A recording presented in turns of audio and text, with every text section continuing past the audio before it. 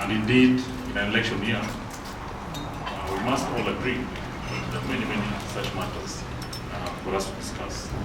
And as Gilo said, the media is an institution of public accountability, much in the same way that the judiciary is. So we might have different methods, different approaches, but at the end of the day, we exist to serve the people. And when we do that, I think justice is served, not just seen served, but also seen to be served. Two critical values or pillars drive the Editors Guild. The first one is that we stand for excellence in journalism. So whatever we do, whoever we engage with, the discussions we entertain, at the end of the day, at the foundational level, are intended to find us ways in which we can do journalism better. Not for ourselves, but for our people. The second one is that we stand for media freedom. Kenya is a democracy, and no democracy thrives unless there is independent journalism. And we believe that Kenya's democracy can only thrive in as far as our journalism is independent and accountable.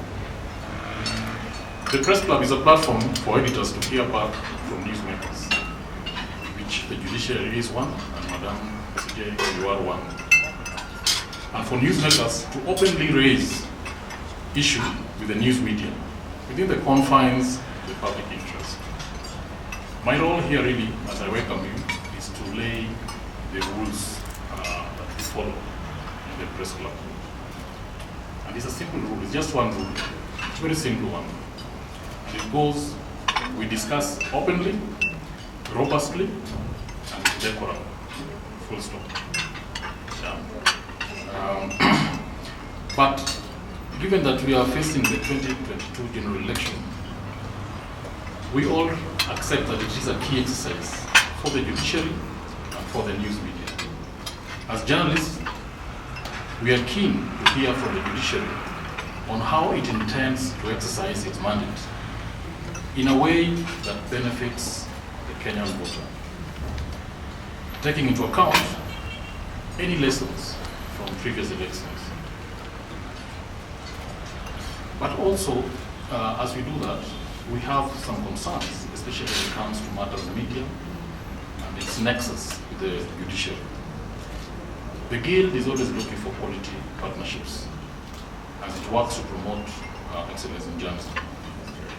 Opportunity to collaborate with the Judiciary Training Institute. And a few months ago, I heard that it's now known that it's now an academy. Yes. Such opportunity would help enhance our court reporting. And we are very, very keenly interested in how our two entities could find ways to collaborate.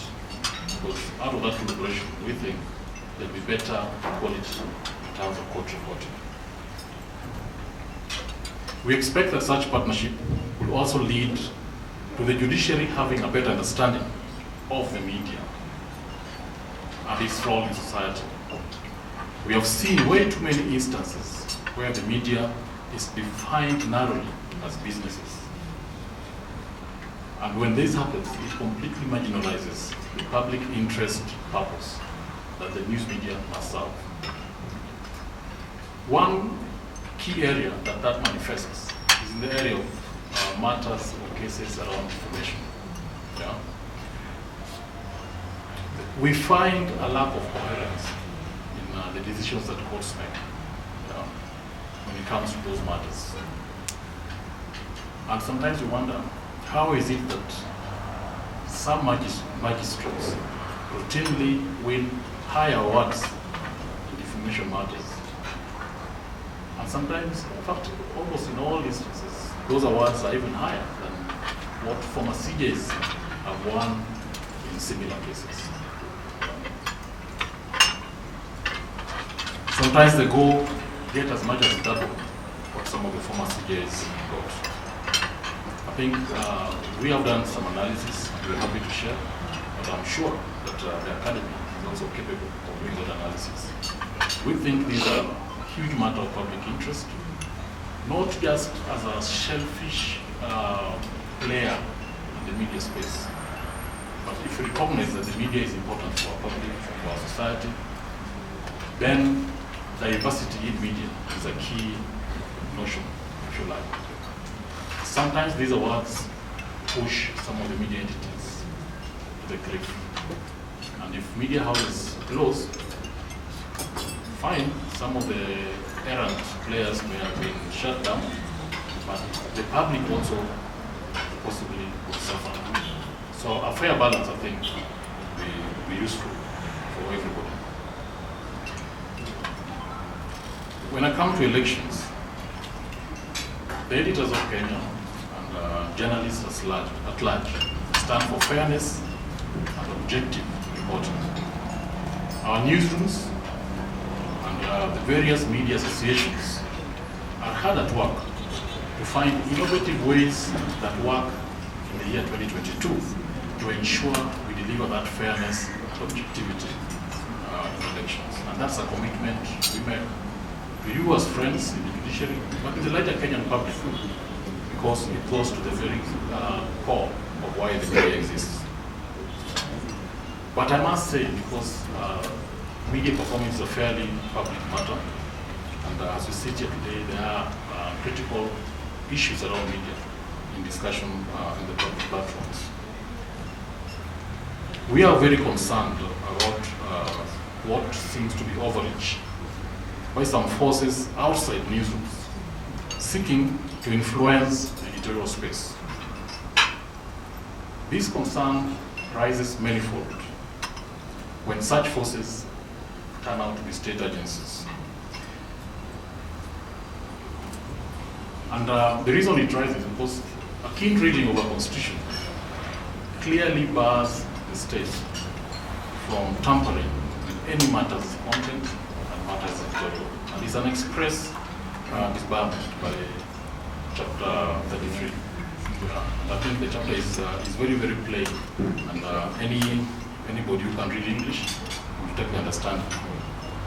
But if I can just quote Chapter 2A, which says that the state shall not exercise control over or interfere with any person engaged in broadcasting, in the production or circulation of any publication, or the dissemination of information by any medium. So when we see public notices by state agencies asking journalists to resign, to leave their jobs, it bodes very, very concerning issues for us. And we ask ourselves, why would state agencies want to be the HR departments of media houses? We believe that newsrooms must be left to editors, and where any individual journalist runs afoul of the code of ethics or of the law, those matters should be adjudicated on their merit before competent entities. Indeed, we have the Media Competence Commission, specially set up for these kind of issues. A key concern for us as we go into the election, and we take fairly strong view, given recent history of state attempts to manipulate media in the recent elections.